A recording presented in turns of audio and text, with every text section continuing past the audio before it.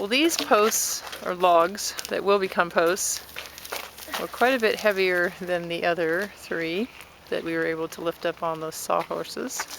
So Scott had the idea to let the machine do the work rather than, well, I'm sure he could have lifted it, but I really didn't want to do that. So the machine lifted it up, and now he created this little cradle, and it's working rather well. He's able to do it at a height where he doesn't have to bend over and strain his back. It's coming off, and I know you can't capture this on video, but the smell is amazing. Sitka spruce, freshly debarked, just awesome. And he did this other one over here. We're just going to set these on the side and make a little tent, a little teepee for them with some visqueen so they can dry. We're not going to be putting these. These are going to go on in the front area over here where that loft upper deck is going to be, but we're not going to put that in until, what, after moose season? A friend of his is going to be here to help him put that in, so, and it doesn't have to be up right away, so we'll get to that when we can. We're still waiting on the contractor to start the roof. As you can see, the roofing materials are still sitting there. And he told me he needed until tomorrow to finish some other projects. And tomorrow is Wednesday. So hopefully he will be able to start that on Thursday. Scott's working on bringing this carport area up to grade with some pit run. And one thing that I forgot to mention that we had to do on this back wall is to add that for the intake, outtake for the boiler. I had no idea that that had to be in this wall. I thought I was doing pretty well putting the one in there for the propane and the dryer vent and the electrical, and we had poured up to half of that top block up there, and then realized before we poured the rest of it that we needed to add those in. So his dad pointed that out to us, so we were able to get those in before we poured that upper part of concrete. So at least we knew about those. Because the electrical one that I have to add over by the loft door in the front that I forgot about is, would have been more like this size for electrical. So Scott will have to drill through the concrete, but I mean, it's possible. It's just messy. These worked well. This was the air intake for the wood burning stove, and I put these little guys up there to, I guess I could take those out. That was just to keep the concrete from pressing down, and created a hole large enough for a 4-inch vent to go through there. And that's a rather large opening for the outdoor hose bib. But because of the wall on the inside, we wanted to make more room to actually be able to fit that through all the way, and we can just foam around it. So glad that we thought about all those. And if the only one we forgot, so I will say, the only one that I forgot out of the entire building was the one outside that loft door upstairs. That's not too bad, so I think I did okay, even though I would have liked to have remembered that one. But like I said, Scott will just have to drill through that 6 inches of concrete, which is something that we definitely wanted to avoid, but mistakes happen. I was going to put in the window order the other day, and Bob asked me, did you actually measure your window openings? I said, well, I thought, we put them in as the rough openings. Like, for example, this window here in the living room is a 6 by 5.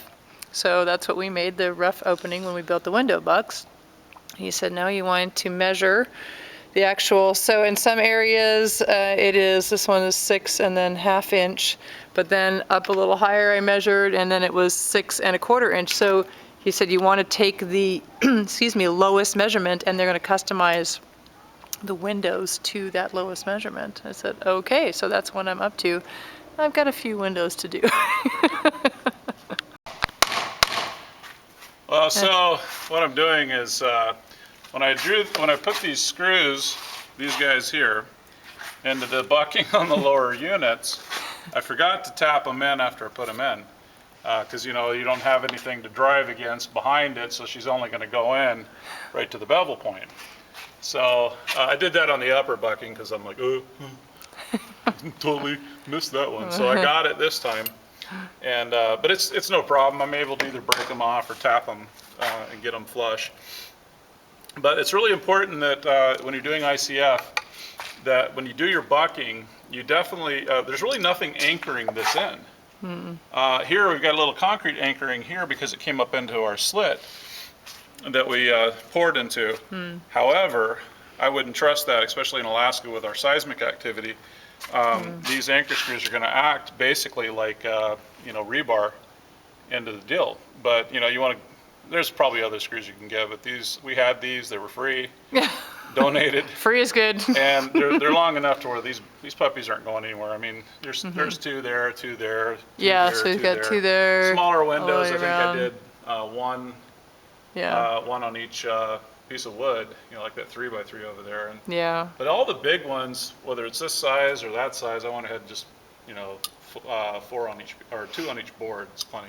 Yeah, I really have to thank my dad for that suggestion because he recommended doing that. He said, "Do you have some kind of spikes or something you can drive in there?" Because that way, even if there were something pushing against this, I mean, granted, it's kind of right up against concrete on the inside, but nonetheless, I suppose. It's not like with stick framing. The bucking's anchored to your stick framing. Right. Whereas with this, it's not anchored to anything. It's anchored. I guess if you lived in an area where there's like high winds or like hurricanes or something, you wouldn't want your window to be blown in either. So definitely an important idea. August 22nd, I've been back to work for a week now. When teachers go back to work, they talk about, oh, what did you do this summer? What did you do this summer?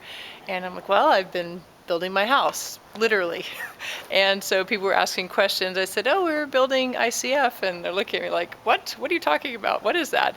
How could you even get an idea to build that way?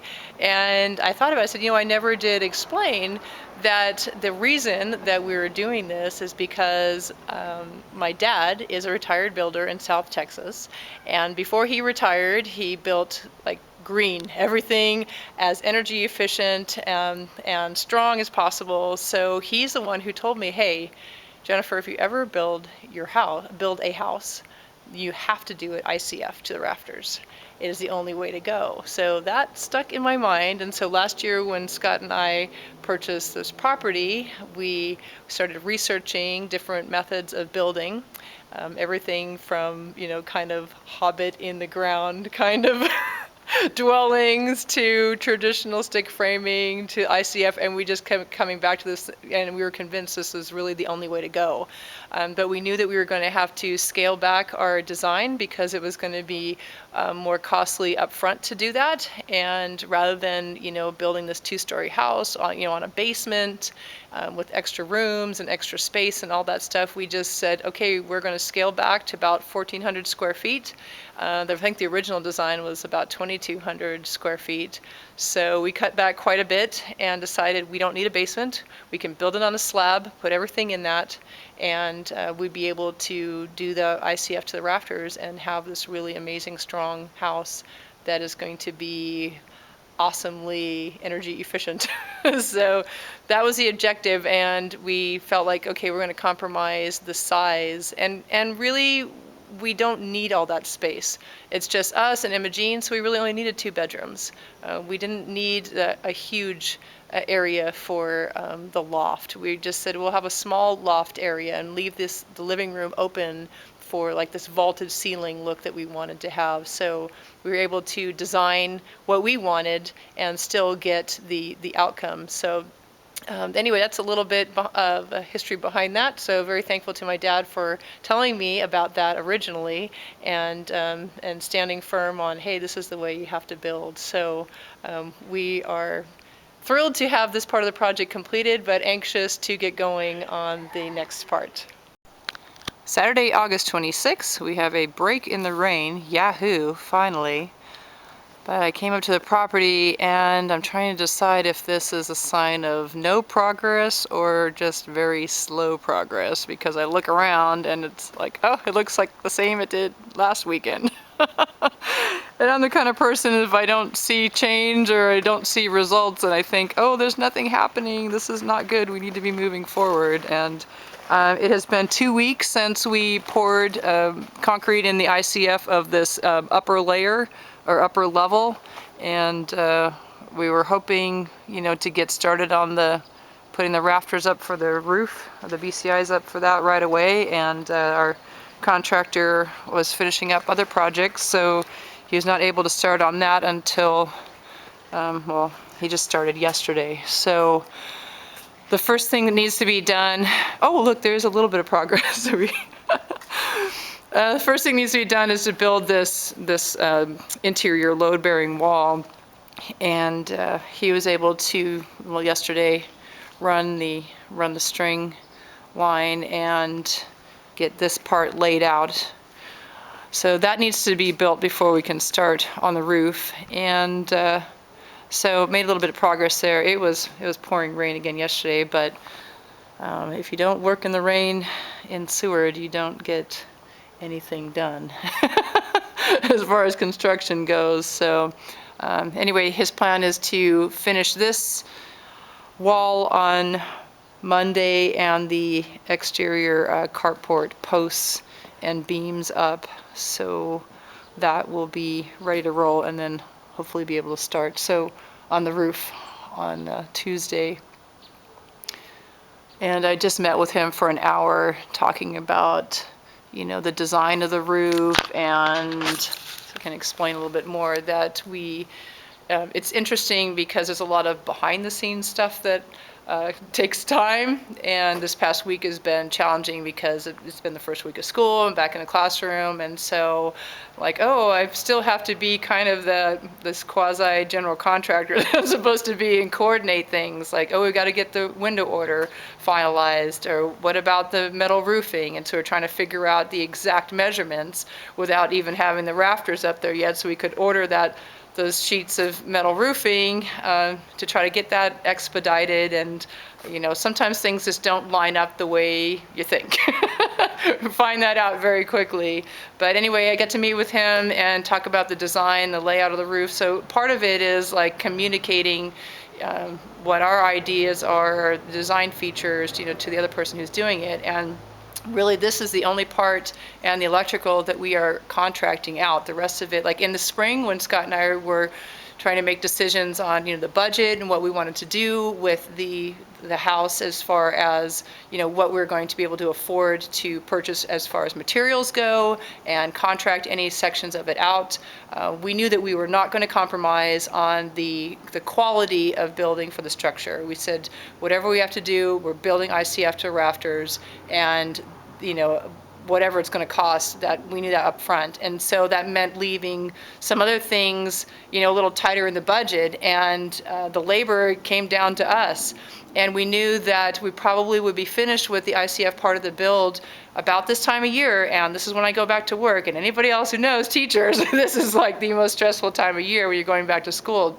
And that would take me out of the equation as far as the labor force for a while right now as things get rolling. So, and then Scott is a stay-at-home dad, so he takes care of Emma Jean, and we school her at home. I mean, she's only in kindergarten, but still, that's a responsibility and a priority that we feel is important. So, so all of a sudden, boom, things shifted. I go back to work. Emma Jean is starting school. Scott's having to stay home with her, and we knew that that would come in the spring. So we decided we're going to take a section of our budget and put that aside to contract out all of the lumber building parts of it. So doing these interior framing of those walls, the building and framing in the roof. The Arctic entry is going to be a 2x6 frame as well, and this loft floor that's going to be up here. So that's going to come across. So and so we decided, okay, that's the part that we're going to just put in the budget, and we're going to contract that out. And then the other part is the electrical, because we figured, as the school year gets going, things will settle down a little bit more.